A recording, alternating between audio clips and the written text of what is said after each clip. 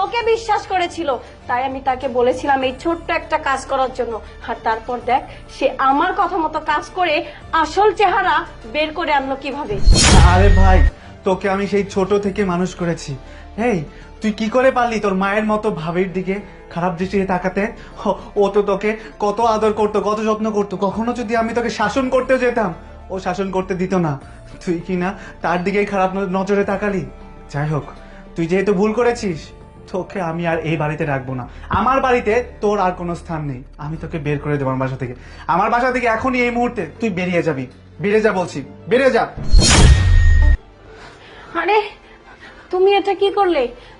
ওকে তুমি বাসা থেকে বের করে দিলে? তুমি জানো না, তুমি আর আমি ছাড়া এত বড় পৃথিবীতে ওর আর কেউ নেই। ও কোথায় যাবে, কি করবে? উফ, তুমি একদম কাজটা ঠিক করোনি। তুমি যাও, ওকে এক্ষুনি বাসাতে নিয়ে আসো।